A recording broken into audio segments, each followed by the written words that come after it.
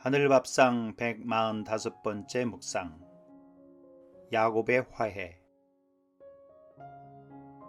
야곱은 바단 아람에서 금이 환영하지만 형 에서가 두려웠습니다. 20년 전 형을 속이고 장자의 축복을 받은 그 일 때문입니다.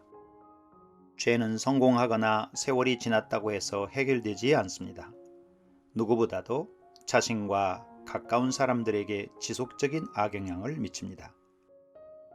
야곱이 에서에게 사자를 보내어 형의 은혜를 구했지만 에서는 400명을 거느리고 야곱을 맞으러 나왔습니다.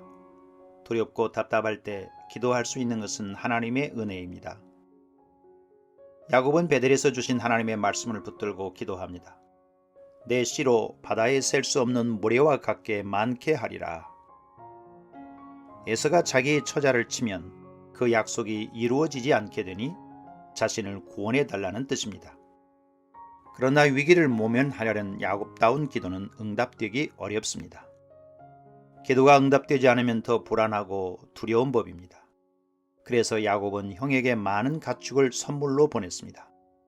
형이 감정을 풀고 자신을 받아주기를 기대해서입니다. 그러나 근본적인 죄의 문제는 선물로 해결되지 않습니다. 하나님과 먼저 화목해야 이웃과도 화목할 길이 열립니다. 하나님과의 화해는 오직 어린 양이신 그리스도를 통해서만 이루어집니다. 그래도 안심이 되지 않은 야곱은 밤중에 일어나 가족과 모든 소유를 강 건너로 보냈습니다. 20년 전처럼 야곱은 혼자 남았습니다. 사실 에서와의 문제는 야곱 자신의 문제였습니다. 혹 당신의 가정 문제는 당신의 문제 때문이 아닌가요?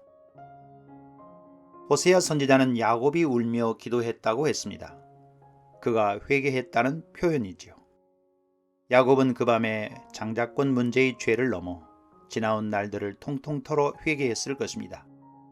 그의 진짜 문제는 자신의 힘과 지혜로 그의 야망을 이루려고 한 것입니다.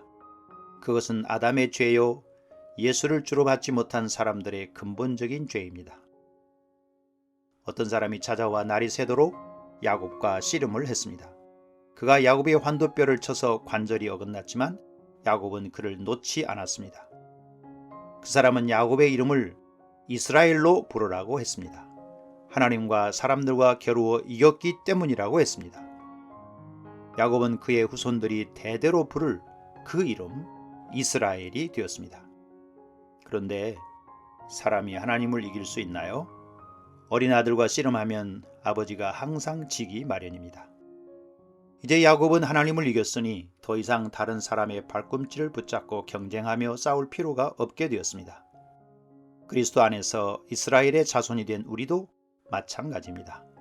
자신의 힘과 지혜대로 경쟁하고 싸우며 살지 않고 오직 하나님의 백성이요 하나님의 자녀로 사는 길이 열렸습니다. 야곱은 다리를 절게 되었습니다. 그는 육신의 힘을 의지할 수 없게 되었고 그럴 필요도 없는 증표를 갖게 되었습니다. 우리의 믿음의 증표는 그리스도와 함께 죽은 십자가입니다. 날이 밝자 야곱이 에서에게 나아갔고 에서는 달려와 야곱을 안고 목을 엇맞춰 입맞추고 서로 울며 화해하게 되었습니다. 이웃과의 진정한 화해는 내가 하나님과 화해하면 일어납니다. 우리의 마음의 평안과 성품의 변화 역시 관계 회복의 결과입니다. 예수 그리스도는 막힌 담을 허물어 주시는 화해자로 오셨습니다. 전에 멀리 있던 너희가 그리스도 예수 안에서 그리스도의 피로 가까워졌느니라. 이 둘로 자기 안에서 한 새 사람을 지어 화평하게 하시고 또 십자가로 이 둘을 한 몸으로 하나님과 화목하게 하려 하심이라. 주님, 하나님과 화해한 자로 가정과 일터와 교회에서 화목해 하는 자로 살게 하소서.